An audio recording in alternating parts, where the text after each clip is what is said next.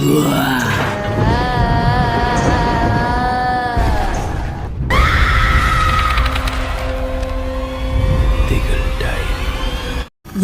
மணி 11 இருக்கும். முருகனும் அவனோட மனைவியும் தூங்கிட்டு இருக்காங்க. அப்போ மழை சத்தத்தையும் தாண்டி கதவை தட்டுற சத்தம் டக் டக்குன்னு கேட்குது.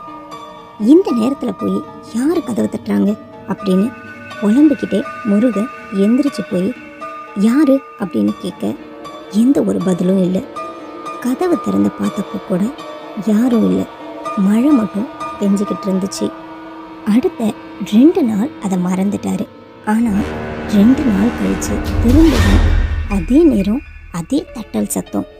இந்த வாட்டி கதவை திறக்கல. ஆனால் ஒரு குரல், முருகா அப்படின்னு அவரோட பேர் சொல்லி கூப்பிட ரொம்ப பழக்கப்பட்ட குரல் அது. அவரோட அம்மாவோட குரல் தான். ஆனால் அவனோட அம்மா இருந்து 8 வருஷம் ஆயிடுச்சு. முருகனோட கை நடுங்க. அப்போ கூட கதவை திறக்கல. குரல் திரும்பவும் வந்தது, கதவை திறப்பா அப்படின்னு. அந்த நைட் முழுக்க முருகன் தூங்கலை. காலையில் அவர் நேராக எந்திரிச்சு அந்த ஊரில் இருக்கிற ஒரு பெரியவரோட வீட்டுக்கு போகிறாரு.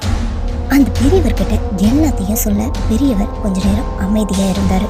கொஞ்ச நேரத்துக்கு அப்புறம், உன்னோட அம்மா இறந்தப்போ அன்னைக்கு நைட்டு நீ வீட்டில் இல்லை, அவங்க உன்னை கடைசியாக பார்க்கணும்னு நினச்சாங்க, அதனால கூட இப்போ அவங்க உன்னை தேடி வந்திருக்கலாம் அப்படின்னு சொல்ல முருகனுக்கு ஒன்றுமே புரியலை. முருகன் எதுவும் பேசாமல் எந்திரிச்சு அந்த பெரியவர் வீட்டிலேருந்து கிளம்புறான். வரன் எடுக்க ஒரே குழப்பமும் மனசு வருத்தமும். வீட்டுக்கு வந்து கட்டிலில் படுத்துக்கிட்டோம் அதை பற்றி மட்டுமே யோசிச்சுட்டு இருக்கான். இப்படி யோசிச்சுட்டு படுத்துட்டு இருக்கக்குள்ளே நடுஜாமமும் ஆகுது.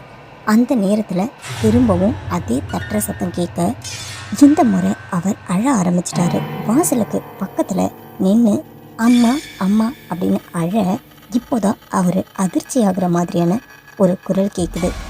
அந்த குரல் என்ன சொல்லுதுன்னா, நான் அம்மா இல்லை அப்படின்னு சொல்ல முருகனோட உடம்பு முழுசும் சிலிர்த்து போக குரல் மெதுவாக சிரிக்க ஆரம்பிக்குது.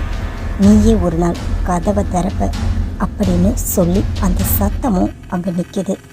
மறுநாள் காலையில் வீட்டு வாசலுக்கு முன்னாடி ஈரமான மண்ணில் அதிர்ச்சி ஆகிற மாதிரியான ஒரு விஷயத்தை முருகன் பார்க்குறான். அது என்னன்னா, காலடி தடையும் இல்லை, 2 கைகளையும் தரையில் ஊர்ந்து வந்த மாதிரியான அடையாளங்கள் இருந்தது. அந்த அடையாளம் சுடுகாட்டு பாதையில் இருந்து அவரோட கதவு வரைக்கும் வந்திருந்துச்சு. மறுநாள் நைட்டு இன்னைக்கு என்ன நடந்தாலும் சரி, அது என்னன்னு பார்த்தே ஆகணும்னு முருகன் காத்துக்கிட்டு இருக்கான்.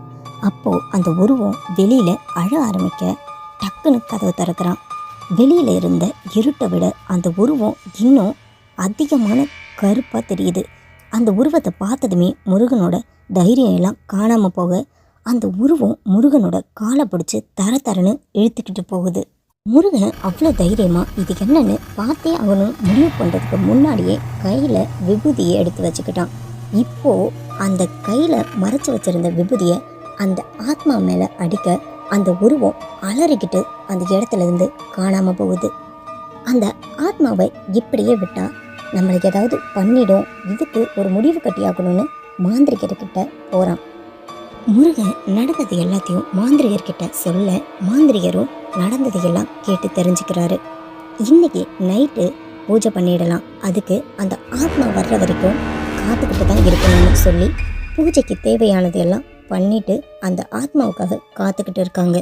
கொஞ்ச நேரத்திலேயே அந்த கருப்பு உருவம் கதவை தட்டுற சத்தம் கேட்க மாந்திரிகர் மந்திர வார்த்தைகள்லாம் சொல்லி அந்த ஆத்மாவை மந்திர கட்டுக்குள்ள வைக்கிறாரு. முருகன் அந்த உருவத்தை பார்த்ததும் அவரோட பயத்தை சொல்ல வார்த்தையே இல்லாத மாதிரி பயந்து போய் பார்த்துக்கிட்டு இருக்க அந்த கருப்பு உருவம் கத்துது, அலறுது. ஆனால் அந்த மந்திரக்கட்டுல இருந்து அதால் வெளியே வர முடியல. இப்போ அந்த மாந்திரிகர் நிறைய மந்திர வார்த்தைகள்லாம் சொல்லி அந்த ஆத்மா கிட்ட முருகனோட வீட்டை ஏன் சுற்றி வர, ஏன் முருகனுக்கு தொல்லை கொடுக்குற அப்படின்னு கேட்க அந்த ஆத்மா அழுதுகிட்டே சொல்ல ஆரம்பிக்குது. நான் பக்கத்து கிராமத்தில் தான் வாழ்ந்துட்டு இருந்தேன். நானும் ஒரு பையனும் உயிருக்கு உயிராக காதலிச்சோம். வேற யாராவது சொல்லி வீட்டுக்கு தெரியறதுக்கு முன்னாடி நம்மளே சமாதானப்படுத்தி சம்மதம் வாங்கிடலாம் அப்படின்னு என் வீட்டு ஆளுங்க கிட்ட என் காதலை பற்றி சொன்னேன்.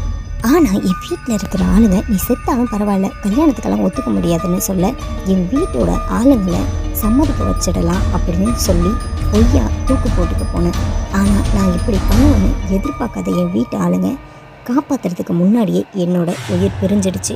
நான் கேட்டப்பவே இவங்க ஒத்துக்கிட்டு இருந்தா இத்தனை நேரம் நாங்கள் நல்லா இருந்திருப்போமே, என் வாழ்க்கையே வீணாக போயிடுச்சே அப்படின்னு நான் யோசிச்சுட்டு இருந்தப்போ தான் என் வீட்டு ஆளுங்களால தான் இப்படி ஆயிடுச்சுன்னு பழி வாங்கிறதுக்காக கோவத்தில் தினமும் அவங்கள தூங்க விடாமல் தொல்லை பண்ணேன். வீட்டில் இருக்கிறவங்க எல்லாம் எப்போவும் என்ன நடக்கும்னு தெரியாமல் பயந்துக்கிட்டு இருந்தாங்க. அப்போ தான் அந்த வீட்டில் என்னோட அக்காவோட உடம்பை நான் ஆக்கிரமித்தேன். என்ன பண்ணுறதுன்னு தெரியாத என் வீட்டு ஆளுங்க மாந்திரிகரை வரவழைச்சி என்னோட முடியை அறுத்து ஒரு சுடுகாட்டில் இருந்த மரத்தில் ஆணி அடித்து வச்சுட்டாங்க. அந்த மரத்துலையே மாட்டிக்கிட்டு தவிச்சேன். என் வாழ்க்கை இப்படியே முடிஞ்சு போச்சேன்னு அழுதுகிட்டு இருக்கும்போது தான் முருகன் மரம் கழிக்க மரத்தில் ஏறும்போது அவனோட கால் பட்டு அந்த ஆணி கீழே விழுந்துச்சு. அந்த நாளில் இருந்து தான் முருகனை தொடர ஆரம்பித்தேன். என் வீட்டுக்கு என்னால் போக முடியாது. ஏன்னா அந்த அளவுக்கு மந்திரக்கட்டெல்லாம் போட்டிருந்தாங்க. அதனால தான் எதுவும் பண்ண முடியாதுன்னு தெரிஞ்சு முருகனை தொடர்ந்து வந்தேன். என்னோட அவனையும் கூட்டிகிட்டு போயிடலான்னு நினச்சி தான் வந்தேன். ஆனால் விபூதியை போட்டதும் என்னால் எரிச்சல் தாங்காமல் ஓடி போயிட்டான். அதே கோவத்தோட எப்படியாவது எனக்கு கூட்டிகிட்டு போயிடலான்னு நினச்சேன். அப்போ தான் என்னை மந்திரக்கட்டுக்குள்ளே உட்கார வச்சிட்டிங்கன்னு சொல்ல, நீ சொல்கிறதெல்லாம் சரியா? உன்னை தெரிஞ்சோ தெரியாமலோ உனக்கு விடுதலை கொடுத்தது அவன் தான். அவனை கூட்டிகிட்டு போகலான்னு எப்படி முடிவு பண்ண? அதுக்கு நான் விடவும் மாட்டேன்.